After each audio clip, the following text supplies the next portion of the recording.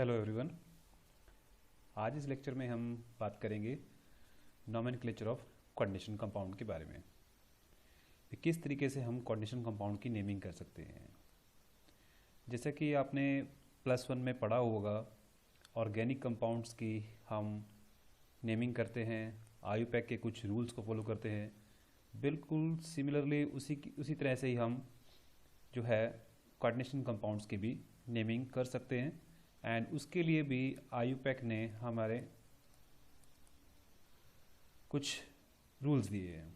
तो क्या क्या रूल्स हैं वो पहले हम उनको स्टडी करेंगे, उसके बाद हम कुछ कंपाउंड्स की नेमिंग भी करेंगे। तो सबसे पहले हम बात करते हैं order of naming ions. Means कि हमारे पास जो आयनिक कॉम्प्लेक्स है उसमें हम किसको नेमिंग पहले करेंगे और किसको नेमिंग बाद में करेंगे। ओके, सो क्या ऑर्डर रहेगा वो हम डिस्कस करने वाले हैं। तो किसी भी आयनिक कॉम्प्लेक्स में जो कैटायन है उसको हम सबसे पहले नेम करेंगे, ठीक है। उसके बाद बारी आएगी एनायन की, ठीक है।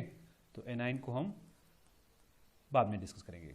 फॉर एग्जांपल जैसे हम एक इनऑर्गेनिक कंपाउंड है सोडियम क्लोराइड, ओके, तो इसमें हम जो कैटायन है सोडियम उसको पहले लिखते हैं और क्लोराइड जो कि एनायन है उसको हम बाद में लिखते हैं।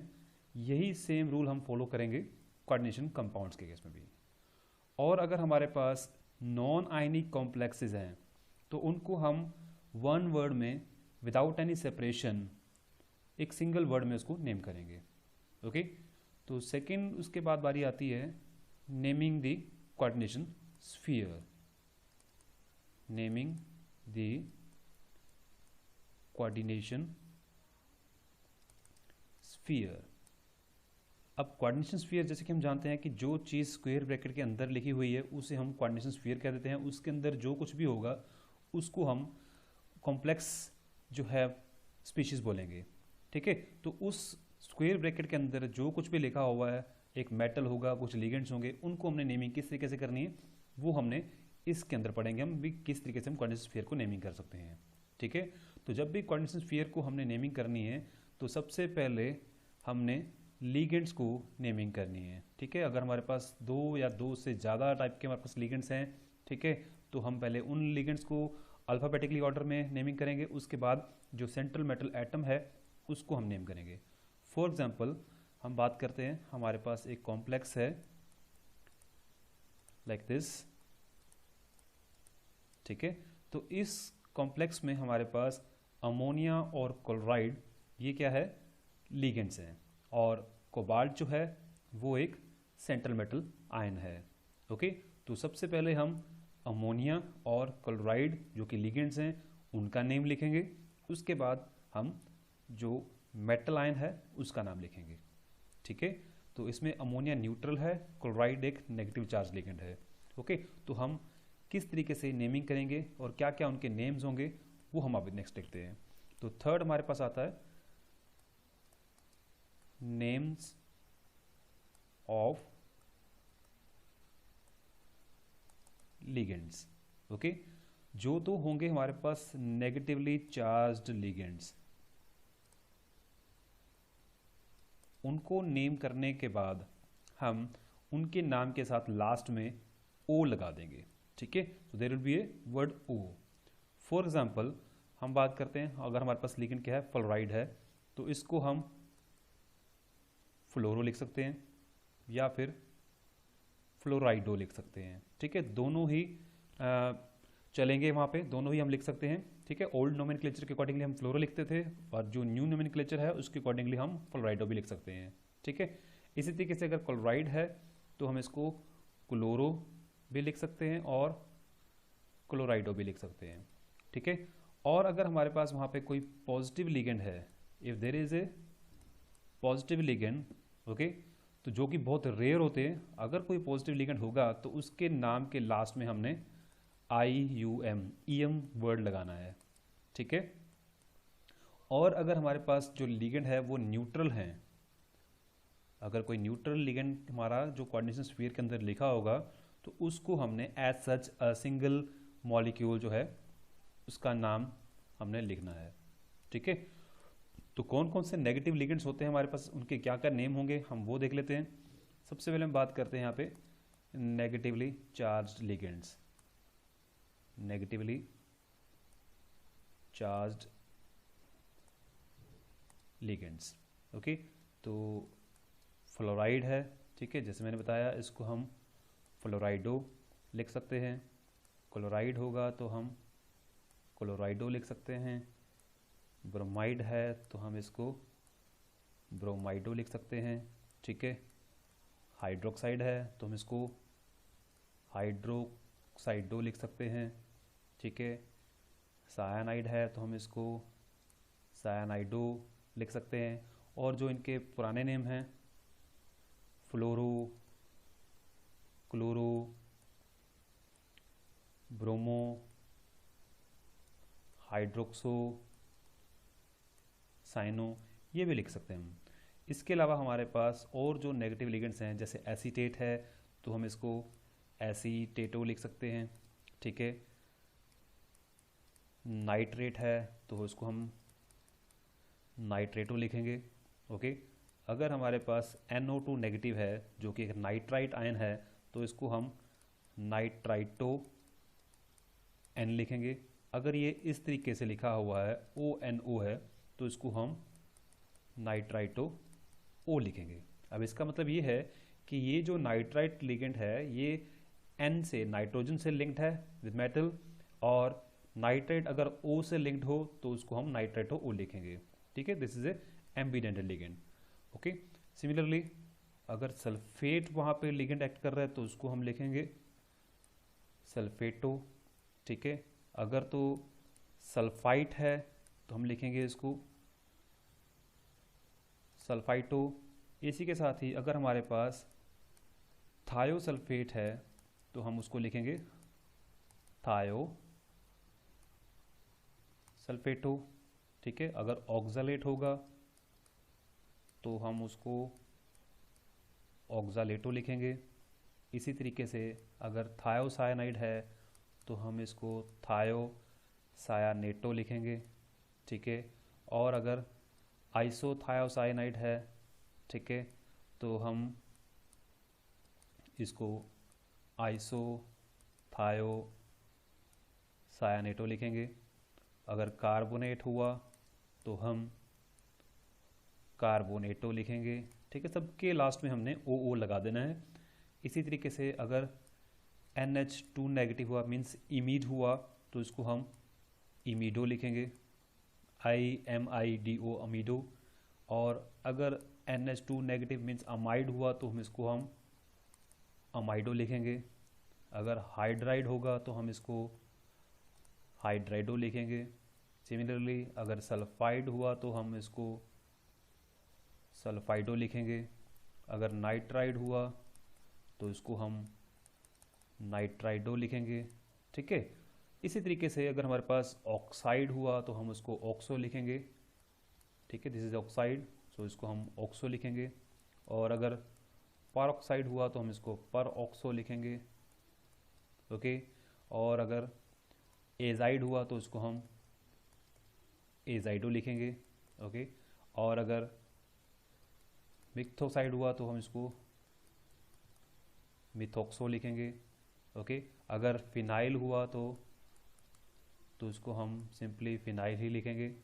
ओके, और अगर C5H5 साइक्लोपेंटाडाइनाइल आयन हुआ तो इसको हम साइक्लोपेंटाडाइनाइल ही लिखेंगे। ठीक है, ये कुछ लिगेंड ऐसे हैं जिनके नेम ऐसे ही रहेंगे।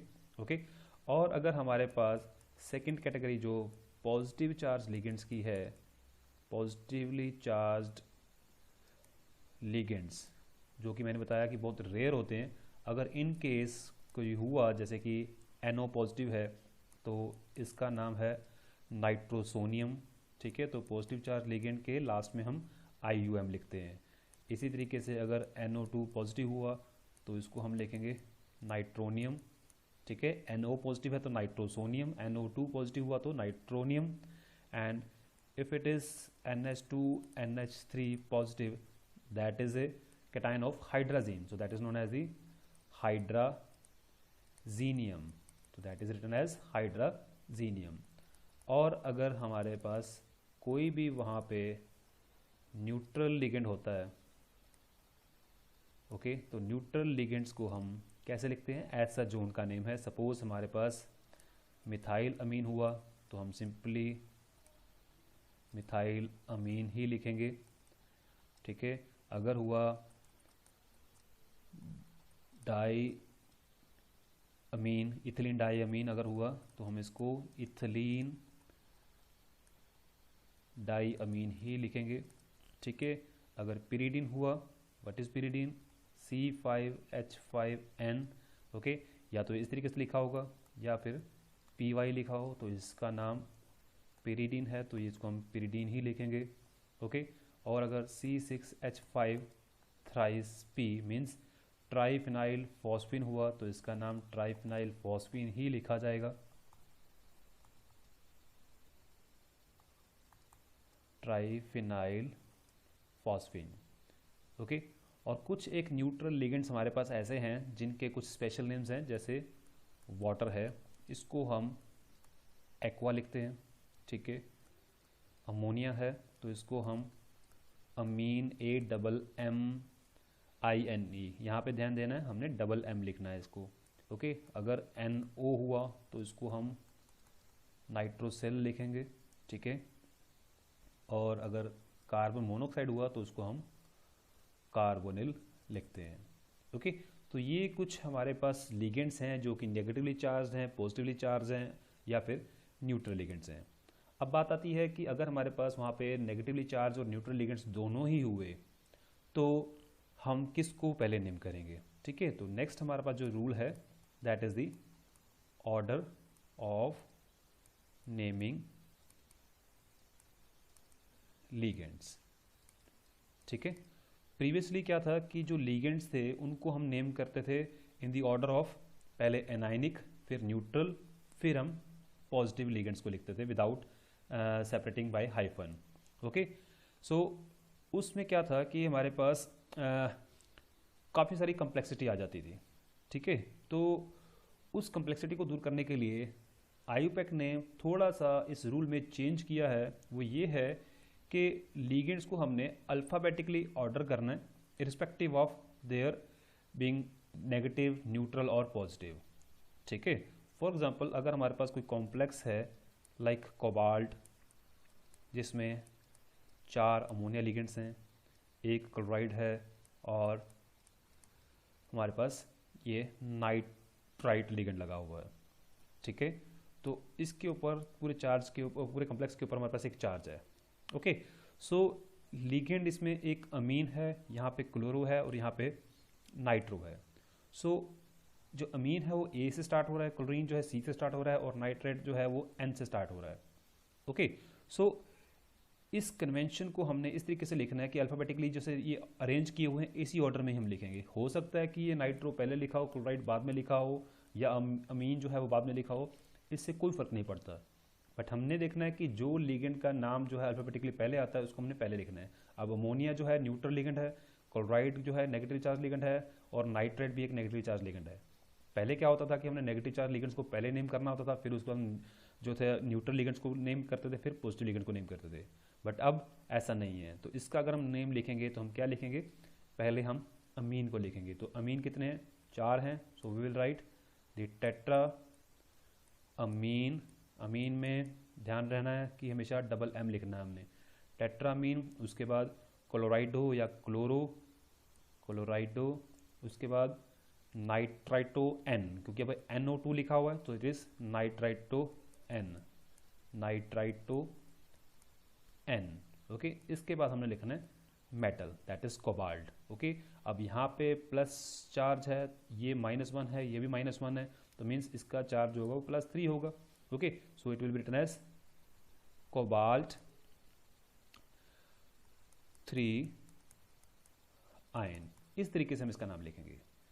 नेक्स्ट है हमारे पास एक और रूल है जिसमें हमने ध्यान रखना है कि जो भी हमारे पास लिगेंड्स लगे हुए हैं, ठीक है, जैसे हमने अमीन 4 थे तो हमने टेट्रामीन लिखा था। मीन्स अगर हमारे पास वहाँ पे मोर देन 1 लिगेंड्स आते हैं सेम टाइप के, तो उनके आगे जो भी नंबर है, उसके जो नंबर दिया होगा वो हमने उसके प्रीफिक्स में लिखना है, ठीक है। तो that is the numerical prefix, numerical prefix to indicate number of ligands. अगर हमारे पास नंबर ऑफ लिगेंड्स वहाँ पे 2 हैं, सेम टाइप के नंबर जो लिगेंड्स है वो 2 लिखे हुए हैं, तो उसको हम डाई या फिर बाई करके लिखेंगे। अगर 3 लिगेंड्स हैं तो वहाँ पे हम ट्राई लिखेंगे। अगर 4 हैं तो हम वहाँ पे टेट्रा लिखेंगे। 5 लिगेंड हुए तो हम पेंटा लिखेंगे, ठीक है। 6 हुए तो हेक्सा लिखा जाएगा। 7 हुए तो हेप्टा। 8 होंगे तो ऑक्टा। 9 हुए तो नोना। 10 हुए तो डेका। इससे ज़्यादा लिगेंड्स देखने को नहीं मिलते हैं।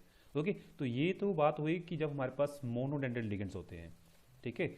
मोनोडेंड्रेट लिगेंड हो गए या फिर कोई बाइडेंड्रेट लिगेंड हो गया जिनके अंदर कोई ऐसा हमारे पास वर्ड नहीं आ रहा कि जो इनके साथ कंफ्यूज किया जाए। ओके, समटाइम्स हमारे पास कुछ लिगेंड्स ऐसे होते हैं जिनको हम कम्प्लेक्स लिगेंड्स बोलते हैं या फिर पॉलीसिलेबिक लिगेंड्स बोलते हैं, ठीक है। उस केस में हम क्या करते हैं, हम ये जो नंबर अगर उसके साथ दिया होगा उसमें हम प्रीफिक्स ये बाई, ट्राई, टेट्रा नहीं यूज़ करते। अब पहले बात करते हैं कि पॉलीसिलेबिक लिगेंड्स होते क्या हैं। पॉलीसिलेबिक लिगेंड्स ये कुछ कॉम्प्लेक्स लिगेंड्स हैं जिनके नाम के अंदर ही ड्राई, ट्राई, टेट्रा ऐसे कुछ वर्ड्स आते हैं। जैसे कि हमारे पास लिगेंड है इथिलीन डाई अमीन। अब इसके अंदर वर्ड आ रहा है डाई, ठीक है। तो अगर ये हमारे पास वहाँ पे 2 लिगेंड्स लगे हुए, सपोज किसी मेटल के साथ हमारे पास इस तरीके से 2 इथिलीन डायमीन लिगेंड लगे हुए हैं, तो हम उसको अगर नेम करेंगे तो हम बार बार डाई वर्ड नहीं लिख सकते।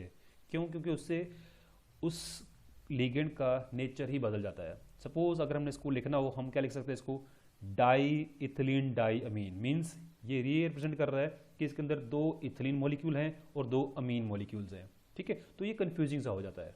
तो उस केस में ऐसे जो पॉलीसिलेबिक लिगेंड्स हैं तो उनको हमने ये डाई, ट्राई, टेट्रा वर्ड नहीं लिखना होता उनके प्रीफिक्स के आगे, तो हम वहाँ पे लिखते हैं कुछ स्पेशल प्रीफिक्सेस। जैसे अगर 2 लिगेंड्स हुए तो वहाँ पे हम बिस वर्ड का यूज़ करेंगे, और अगर 3 लिगेंड्स हुए तो हम वहाँ पे ट्रिस यूज़ करेंगे, और अगर 4 लिगेंड्स हुए तो हम टेट्रा किस यूज़ करेंगे, ठीक है। ये कुछ वर्ड्स हैं, कुछ प्रीफिक्सेस हैं, इनको हम यूज़ करते हैं। अगर 5 होंगे तो पेंटा किस लिखा जाएगा, अगर 6 हुए तो हेक्सा किस लिखा जाएगा, ठीक है। तो कौन कौन से पॉलीसिलेबिक लिगेंड्स हैं जिनमें ऐसे वर्ड्स आते हैं, हम थोड़ी सी एग्जांपल्स वहाँ पे कर लेते हैं। जैसे मैंने बताया आपको कि इथिलीन डाई अमीन है, ठीक है। तो इसमें अगर हम इसका नेम लिखते हैं तो इथिलीन डाई अमीन, ठीक है, यहाँ पे डाई वर्ड आता है। इसी तरीके से C6H5 3P, इसका नाम है ट्राईफिनाइल फॉस्फेन। अब इसके स्टार्टिंग में ही ट्राई आ रहा है, ठीक है, तो ट्राईफिनाइल फॉस्फीन है। और अगर nitrogen as a ligand act कर रहा है तो इसको हम डाई नाइट्रोजन लिखते हैं, ठीक है। अगर ये डाई नाइट्रोजन भी 2-3 हुए वहाँ पे तो हम उसको डाई या फिर ट्राई डाई नाइट्रोजन ही कह सकते हैं, हम वहाँ पे लिखेंगे ट्रिस डाई नाइट्रोजन, ओके। ऐसे ही ऑक्सीजन, जो कि डाई ऑक्सीजन लिखा जाता है, ठीक है। और हमारे पास साइक्लोपेंटा डाई इनाइल आयन है, ठीक है, जिसके नाम में ही हमारे पास पेंटा वर्ड आ रहा है, साइक्लोपेंटा डाई इनाइल, ठीक है। तो साइक्लोपेंटा डाई इनाइल आ रहा है यहाँ पे। ऐसे बहुत सारे हमारे पास लिगेंड्स हैं, ओके। जैसे फॉर एग्जांपल हम बात करते हैं निकल का एक कॉम्प्लेक्स है जिसमें हमारे पास 3 लिगेंड जो है वो इथिलीन डायमीन के लगे हुए हैं। और अगर हम इसका नेम लिखेंगे तो हम क्या लिखेंगे, सबसे पहले हमने लिगेंड का नाम लिखना है, फिर मेटल का नाम लिखना है। तो लिगेंड जो है हमारा that is ethylene diamine, okay. तो 3 लिखे हुए हैं तो इसका नाम रहेगा ट्रेस, ब्रैकेट में जो लिगेंड है उसका पूरा नाम इथिलीन डाई अमीन, फिर मेटल का नाम दैट इज़ निकल, उसके बाद मेटल का जो भी ऑक्सीडेशन स्टेट होगा, ठीक है। तो यहाँ पे 3 पॉजिटिव है तो यहाँ पे 3 आ जाएगा, अगर 2 पॉजिटिव है तो 2 पॉजिटिव आ जाएगा, सो it is 3 ion. Okay, so just to indicate the two simple ligands such as chloro, bromo, amino, oxalato, we use the prefix di or bi. But in case of the complex ligands, polysyllabic ligands such as ethylene diamine or triphenyl phosphine, we never use the di tri word. We use the bis or tris or tetrakis, pentakis, etc. Okay, so अगर हमारे पास वहाँ पे कुछ मोनोडेंडेड ligand भी हैं और कुछ बाइडेंडेड ligand भी हैं, तो वहाँ पे भी हमने अल्फ़ाबेटिकल ऑर्डर में चलना है। फॉर एग्ज़ाम्पल, अगर हमारे पास इस तरीके से कोई एक कॉम्प्लेक्स है, अब इसमें हमारे पास क्या है कि 4 मोनोडेंडेड लिगेंड हैं और वो न्यूट्रल हैं, और एक हमारे पास बाइडेंडेड लिगेंड है, ठीक है, जो कि हमारे पास अगेन वो भी न्यूट्रल है। अब अल्फ़ाबेटिकली इसका नाम ई से शुरू होता है, इसका नाम ए से शुरू होता है, तो हम पहले जो अल्फ़ाबेटिकली पहले आ रहा है उसको लिखेंगे, ठीक है। तो हम यहाँ पे जो टेट्रा वर्ड है, टेट्रा को हम वर्ड में नहीं लेंगे, ठीक है, टेट्रा को हम उसके अंदर नहीं लेंगे। Tetra is a just symbol to represent the number of ligands, okay, it is just prefix. तो इसका नाम जो रहेगा that would be the tetra aqua. अब जब हमने लिगेंड्स लिख दिया तो हमेशा जब भी हमारे पास कोई पॉलीसिलेबिक लिगेंड्स होगा उसको हमने ब्रैकेट में रखना है, ओके। अब इसका कोई नंबर नहीं है तो इसको हम एज सच ब्रैकेट में रखेंगे, इथिलीन डाई अमीन ब्रैकेट क्लोज, उसके बाद मेटल दैट इज निकल, ऑक्सीजन स्टेट 2, तो इसको हम रोमन में 2 एंड आयन लिखेंगे, ठीक है। सो ये जो वर्ड है बाई, ट्राई, टेट्रा, ये हम लिखते हैं मोनोडेंडेड लिगेंड के साथ। बट कुछ एक मोनोडेंडेड लिगेंड ऐसे हैं जहाँ पे हम अगर उनका नंबर 2 या 3 हुआ तो हम वहाँ पे जो स्पेशल प्रीफिक्सेस हैं, जो हम बिस ट्रिस है, वो भी यूज़ करते हैं। वो कौन कौन से लिगेंड्स हैं, जैसे फॉर एग्जांपल अगर हमारे पास मिथाइल अमीन जो एक लिगेंड है, ठीक है, अगर ये 2 या 3 मॉलिक्यूल लगे हों किसी मेटल के साथ, तो उस केस में हम इसको हम डाई मिथिलीन अमीन नहीं लिखेंगे, ठीक है, इसको हम डाई मिथाइल अमीन नहीं लिखेंगे क्योंकि इसका जो नाम है that is methyl amine, okay. अगर हम इसके आगे डाई मिथाइल अमीन लिख देते हैं तो इसका मतलब ही बदल जाता है। तो अगर हम इसको लिखते हैं बिस मिथाइल अमीन, देन हमें समझ में आता है कि मिथाइल अमीन जो है एक हमारा लिगेंड है और उसका नंबर जो है 2 है। अगर हम लिख देते हैं डाई मिथाइल अमीन तो उसकी जो स्टेटमेंट है वो चेंज हो जाती है कि मीन्स ये कोई लिगेंड इस तरीके का है जिसका नाम है डाई मिथाइल अमीन, ओके। तो ये एक सिंगल वर्ड बन जाता है जो ये रिप्रेजेंट करता है कि ये एक कोई डिफरेंट काइंड का लिगेंड है, ठीक है, जो कि इसका नाम है, ठीक है। तो ये डाई मिथाइल अमीन है।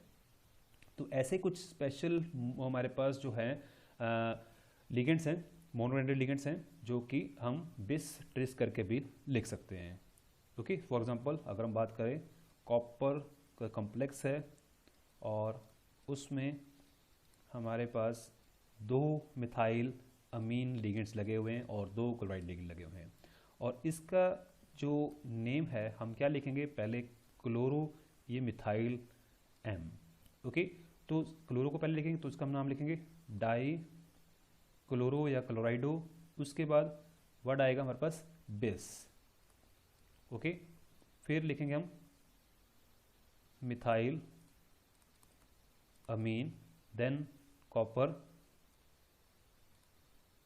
देन कॉपर का ऑक्सीजन स्टेट 2, ओके। तो इस तरीके से इसका नाम लिखा जाए। अगर हम इसको लिख देते हैं डाई क्लोरो डाई मिथाइल अमीन कॉपर 2, तो मीन्स ये रिप्रेजेंट कर रहा है कि इसमें हमारे पास 2 क्लोरो हैं और एक डाई मिथाइल अमीन है, ठीक है। तो डाई मिथाइल अमीन जैसे बताया कि ये एक लिगेंड है, तो ये रिप्रेजेंट कर रहा है कि इसमें कोई सेकेंडरी अमीन है। Methyl amine is a primary amine, okay. अगर प्राइमरी अमीन 2 लगी हुई तो उसको हम बिस मिथाइल अमीन लिखेंगे। अगर हम इसको डाईमिथाइलमीन लिख देते हैं means it is presenting a secondary amine, so it is a secondary amine. Okay, so ये चीज़ हमने ध्यान देनी है। सो नेक्स्ट बात आती है कि अब कॉम्प्लेक्स की एंडिंग कैसे होगी। अब देखो हमने कॉम्प्लेक्स की एंडिंग ऐसे छोड़ रखी है हमने, तो कई बार हम बीच इसके अंदर आयन लिख देते हैं, कभी कुछ लिख देते हैं, ठीक है। तो हम देखने को मिलेगा हमें कि हमारे पास दो डिफरेंट टाइप के हमारे पास जो कॉम्प्लेक्स देखने को मिलते हैं, तो उसमें हमने नेमिंग कैसे करनी है। तो नेक्स्ट रूल जो है that is the ending of names. जब हमारे पास कॉम्प्लेक्स क्या हो, एनाइनिक होगा, ठीक है। अगर हमारे पास कॉम्प्लेक्स क्या एनाइनिक है तो लास्ट में जो सेंट्रल मेटल हम लिखते हैं उसके नाम के साथ हमने ATE वर्ड जरूर लगाना है।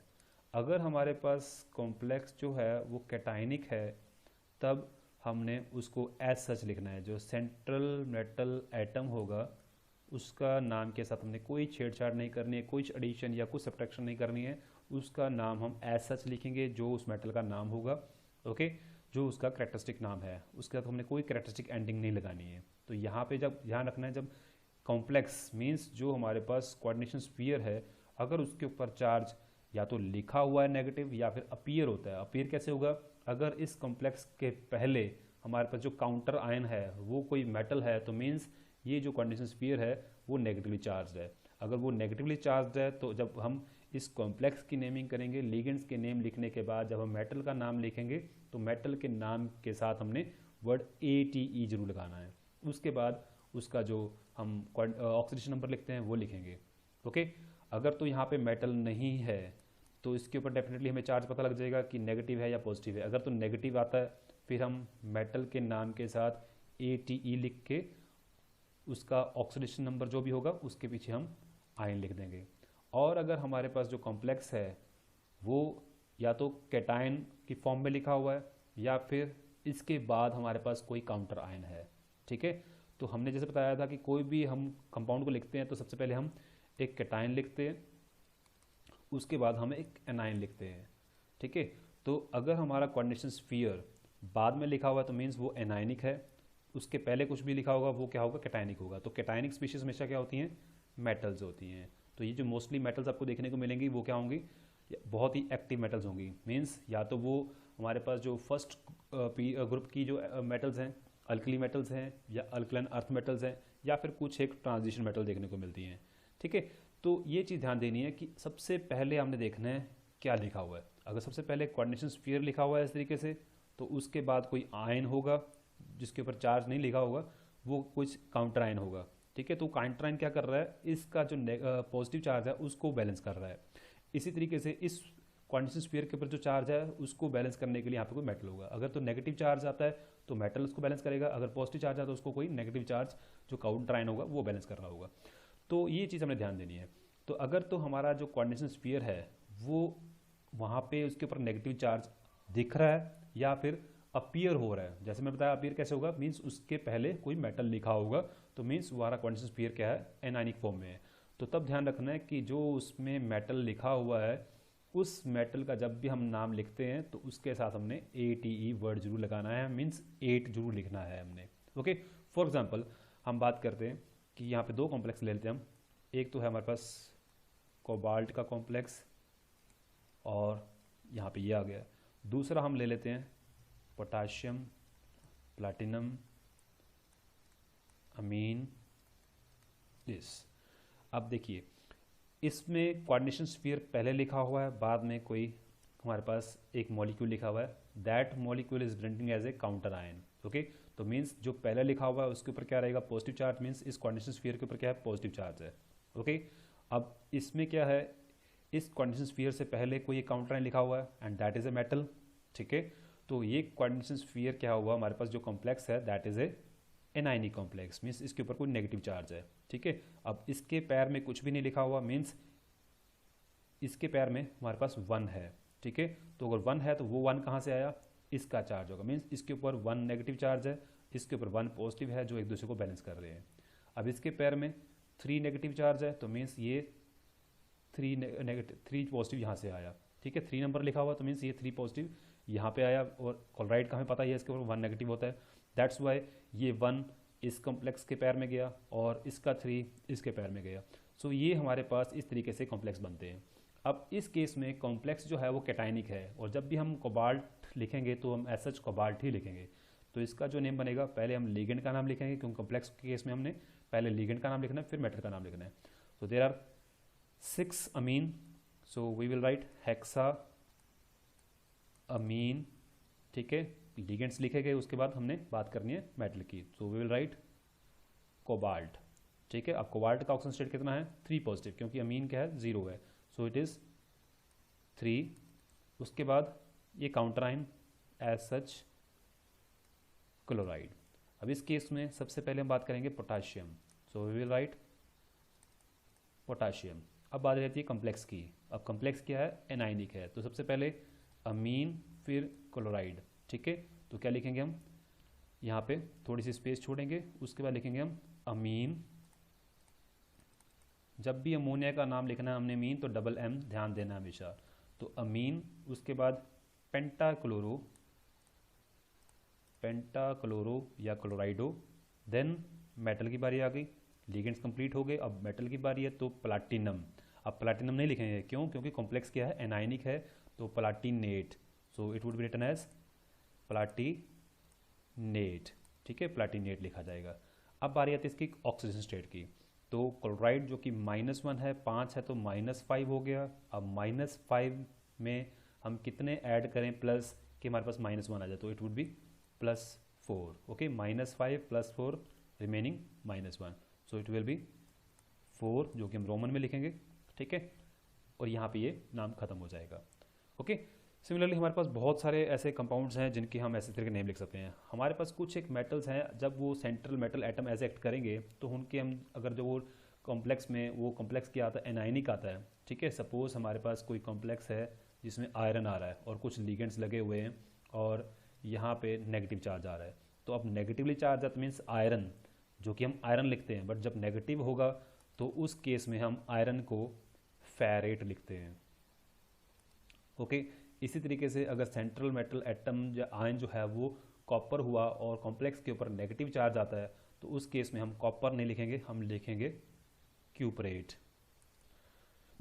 ओके, और अगर वहाँ पे सिल्वर हुआ तो सिल्वर को लिखा जाता है आर्जिनेट, और अगर गोल्ड हुआ तो गोल्ड को लिखा जाता है ऑरेट। ठीक है, इसी तरीके से अगर टिन होगा तो उसको लिखा जाता है स्टैनेट।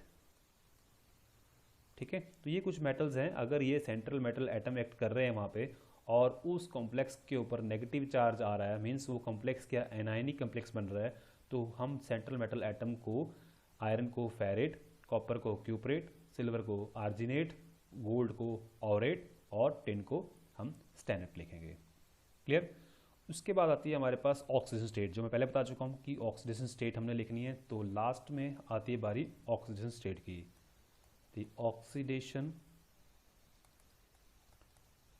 State of central metal atom और आयन। ठीक है, तो ऑक्सीडेशन स्टेट जो सेंट्रल मेटल एटम का होगा उसको हमने रोमन न्यूमरल में डेजिग्नेट करना है। अगर उसके ऊपर +2 चार्ज आ रहा है तो मीन्स हमने वहाँ पे लास्ट में 2 लिखना है। इस तरीके से अगर 3 है उसका ऑक्सीजन स्टेट तो हम वहाँ पे 3 लिखेंगे, अगर 4 आ रहा है तो हम उसको रोमन नंबर में 4 लिखेंगे।